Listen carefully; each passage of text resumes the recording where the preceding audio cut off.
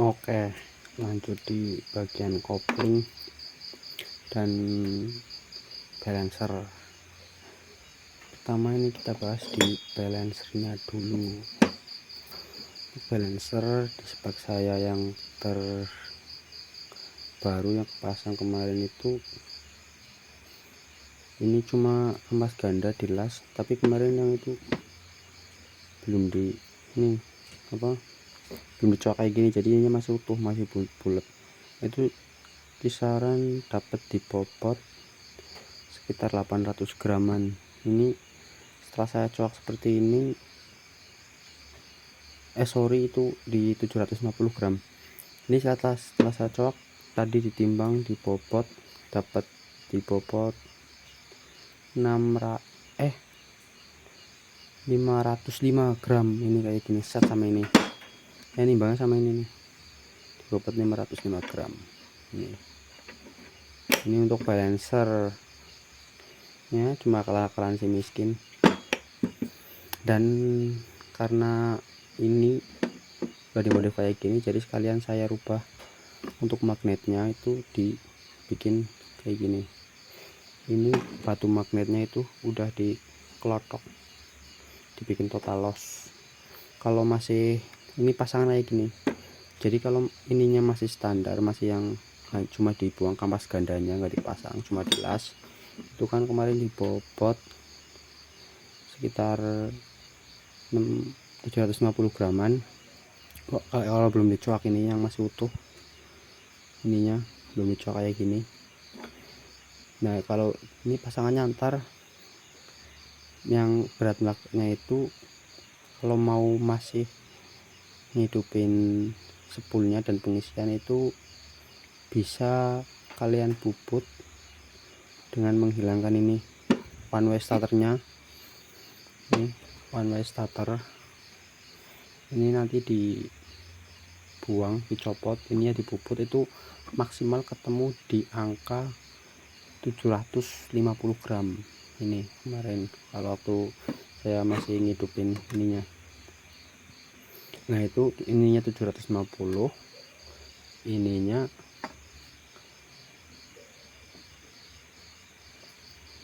berapa ya, ininya posisi standar, maksudnya ini posisi standar, belum dicok kayak gini itu udah enak. Tapi kalau mau bawahnya lebih keras lagi, maksudnya RPM nya lebih cepat naik lagi, ini bisa dibikin kayak gini, tapi ini harus udah pengapian total loss.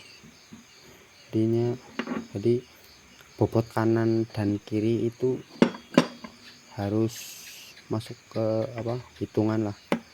Jadinya nggak bisa misalnya ininya ringan banget, ininya berat, itu efeknya ke mesin ntar pasti getar. Itu aja kalau di balancer. Tapi kalau mau misal dibikin harian terus mau pengisiannya tetap jalan, itu batu magnetnya nggak usah dikelotok, ininya aja one way starter kita korbankan biar nggak usah pakai starter tangan. Itu dipuput ke minta ke tukang puputnya aja, itu dibikin 750 gram, itu masih bisa, tapi nanti nggak bisa pakai starter tangan. Nah kalau ini udah pasang kayak gini, tapi kalau yang itu nanti ininya nggak usah dimodif lagi, ntar dibuang kampas gandanya aja yang ada di dalam sini. Nah, biasanya kan ada kampas gandanya itu nggak usah dipasang, langsung dilas ininya aja, platnya sama itu bentengan koplingnya di dalam ini. Nah ini yang di dalam gerigi ini itu dipasang, jadinya enggak, ngelasnya juga harus center biar enggak berisik nanti. Untuk di bagian kampas kopling saya gunakan yang standar, ini murah, ini cuma merek Nippon, itu di Shopee itu berapa, cuma 60 atau 70 ribu ini. Kampasnya juga standar. Nah ini untuk per kopling saya pakai Suzuki Shogun FL. Nah kenapa nggak pakai smash, ini kita nyari budget semurah-murahnya. Jadi kalau smash itu harus bubut bagian sininya nih, ininya digedein karena diameternya itu lebih besar dari ini, dari standarnya. Kalau kita pakai Shogun FL ini kekerasannya itu samalah, hampir sama dengan smash, nggak usah dibobot udah langsung PNP ke sini, udah langsung PNP. Saya pakai 4, tapi kalau mau nggak terlalu keras kalian lah bisa ganjel nih pakai ring 1 lah, sebiji nih, yang penting masuk ke sininya, masuk ke pernya itu ringnya. Nah, misalkan kalau misal kita pakai smash, pertama itu wajib bobot ininya 1, tambah biaya. Kedua, kalian harus bikin ini ringnya itu ganti karena nggak nutup di pernya, pernya itu harus tutup sempurna biar penekanannya itu maksimal. Tapi untuk harian ini sebenarnya udah cukup banget nih. Shogun FL originalnya cuma seharga 5 ribuan per pieces, saya pakai 4 ya. Untuk rumah kopling masih standar semua, standar, nggak diapa-apain. Ini malah udah pada kayak gini, udah terus ganti. Nah, standar ini untuk di bagian stud itu kemarin. Nah, ini saya dapat stud ininya bagus karena beli copotan, nggak tahu itu mereknya apa dulu, karena beli udah sama itu blok koplingnya itu. Nah, ininya bagus tapi ke atasnya itu ngarat, jadi saya potong, saya sambung yang masih bagus. Ini punya bekas stud kopling yang udah itu, tapi masih bisa dipakai ke atasnya. Yang penting kalau misalnya mau nyambung ini harus presisi bener biar nggak oleng di dalam, nanti geraknya susah. Nah, ini saya custom sendiri. Ini itu dari kunci batang as, kunci tes T merek Tekiro itu, asnya itu pas banget 10 mili.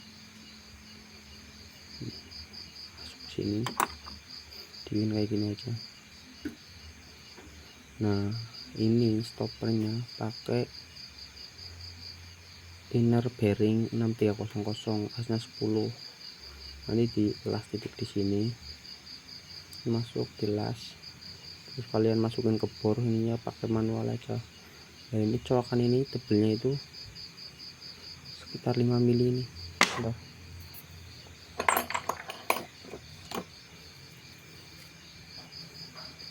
Ini itu 5 mili kalau nggak salah. Nah, 4,3 ini. Nah, kalian bikin 5 mili dulu, nanti dicoba di bak koplingnya. Ini kalau kan itu modelnya nggak sama, ini kan kalau yang standar itu kan modelnya yang coak tengah itu yang bulat, tapi ini kemarin dicoba nggak ada trouble sama sekali, normal.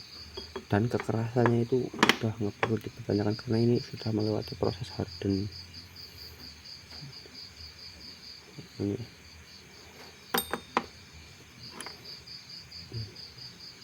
walaupun itu nggak sama kayak gini tuh, tapi masalah sih. Nanti itu kayak gini, sorry susah ini pakai satu tangan. Nah, nggak masalah ya gini. Jadi ini boleh kayak model MX gitu loh. Kalau MX kan pada ininya cuma kayak gini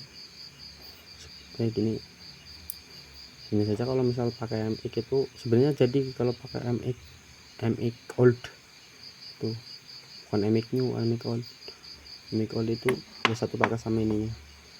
Hanya saja nanti ada perubahan di sininya, ada perubahan di sini, besarnya beda, kalian bubut sendiri lah. Ini tuh asnya as 12 ya. Ini juga udah diharden, ini diharden bahan kunci T, ini udah keras seperti ini.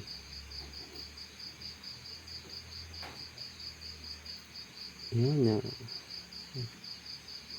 gak ada keropos sama sekali. Ininya mah yang penting nempel ini buat tahanan ini ring mataharinya. ini. Oke, itu aja di bagian kopling dan balancer.